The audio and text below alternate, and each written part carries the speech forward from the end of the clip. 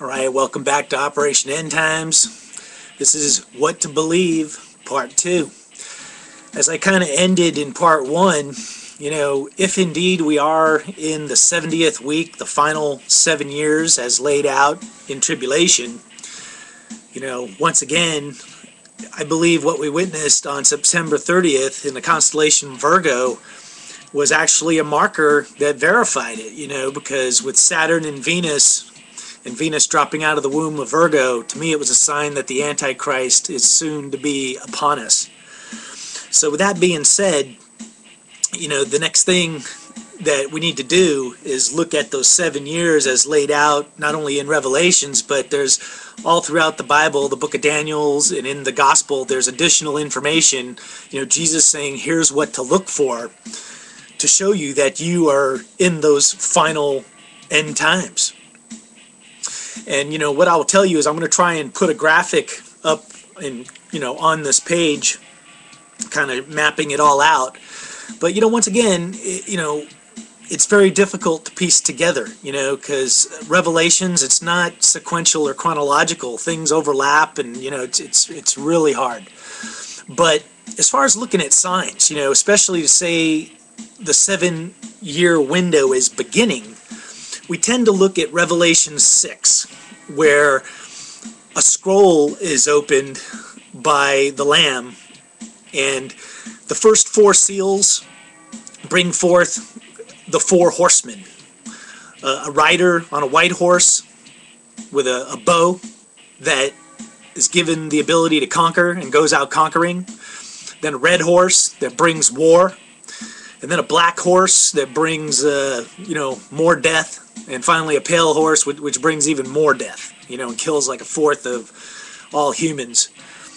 And the other book or chapter in Revelations we tend to look at is Revelations 13, where it talks about the beast rising up out of the sea, and then eventually an antichrist, a lamb with 2 horns that comes up out of the land and supports the beast, but it's an antichrist where it portrays itself as peaceful, and I believe it's the hour of deception in the 7-year window, because if people, it's the lamb with the 2 horns that tells everybody to worship the beast, and it's at that point, the mark of the beast is established, where you won't be able to buy anything, without getting the mark.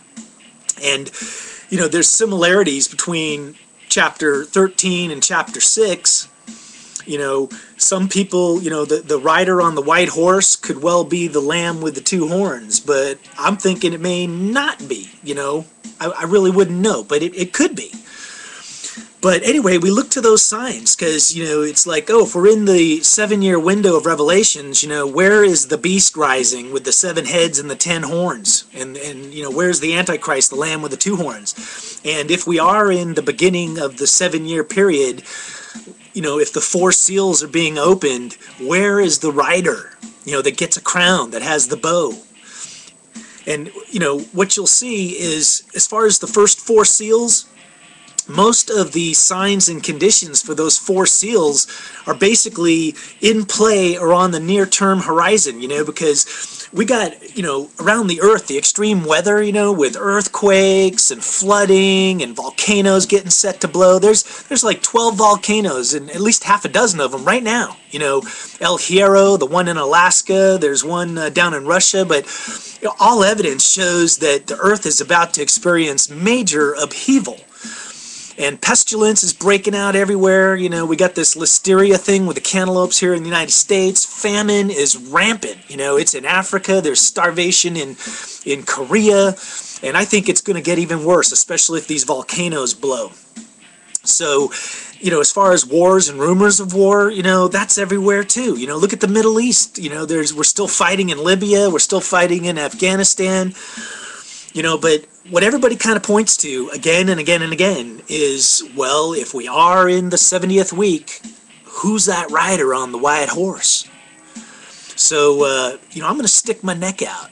I think the rider on the white horse is Syria's president, Assad, because he kind of fits the mold. He's pure evil, And if you look at what's going on in the Middle East, Syria is the one place where nobody seems to be stopping the genocide that's going on there.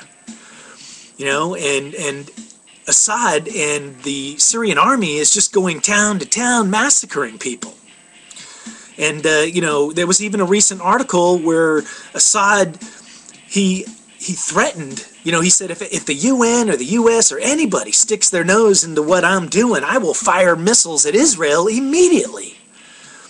So, once again, the rider on the white horse is kind of a mirror image of the second coming of Christ, which you find later on in the book of Revelations. When Christ appears in all his glory, he's on a white horse too. And he's ready to do the final battle against Armageddon, which is all the anti-God forces, And whether that's Russia or an Islamic, kingdom, empire, it's Jesus and his armies against all of those folks. And, when you look at Assad, he's going town to town conquering. And I actually posted an article to the blog, but Assad belongs to a minority sect in the Muslim world, the Awalakis. And basically when he's going town to town, he's killing Sunnis, And in a strange twist, the people that are supporting Assad in Syria are the Christians.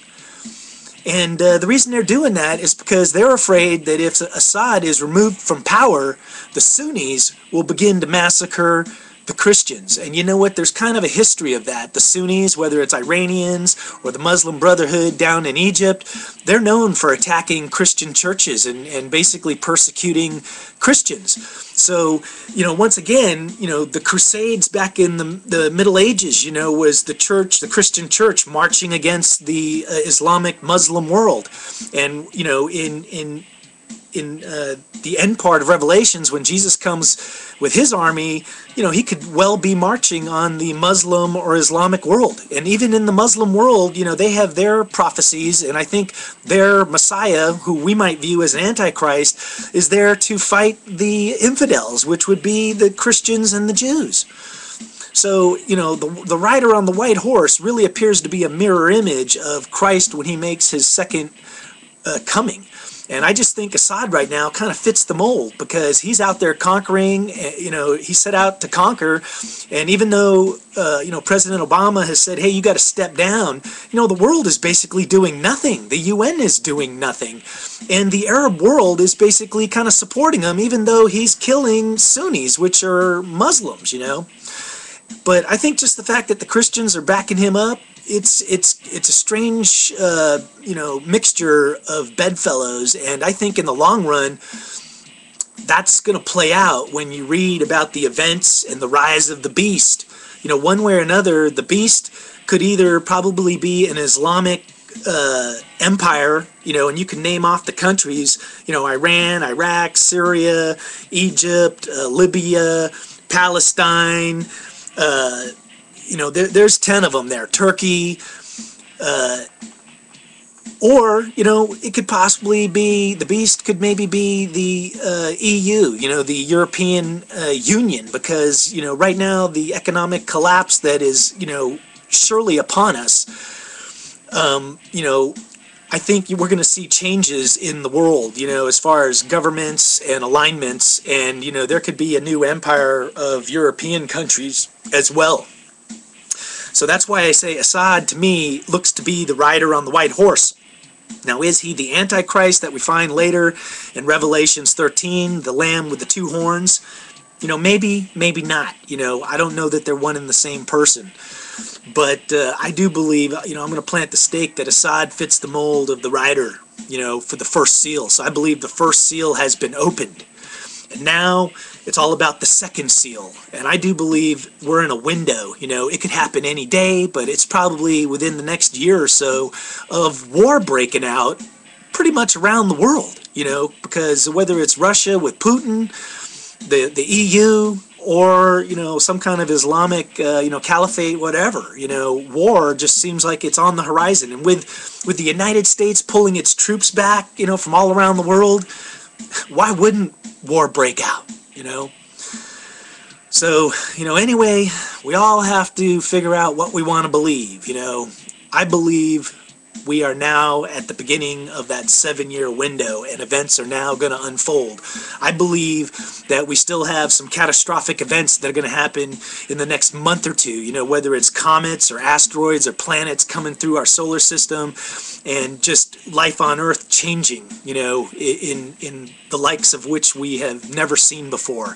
And tribulation will start and eventually lead up to the Great Tribulation. And I think, you know, the world is trending towards persecution of Christians. You know, in Iran, they got that one pastor that they said they were going to execute for his faith, and I was trying to get some information on what happened to that dude, and I don't see no information. So was he killed or what happened? But anyway, stay tuned. I'm going to try and get, you know, my revelations, the 7-year timeline kind of laid out so we could discuss, you know, what's going to be happening and possibly what we can do about it, you know, what God expects of us, you know, because we all have a role to play.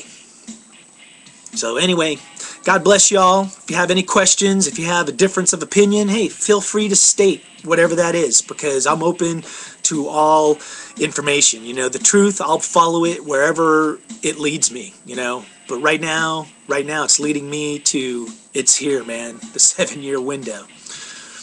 All right, take care.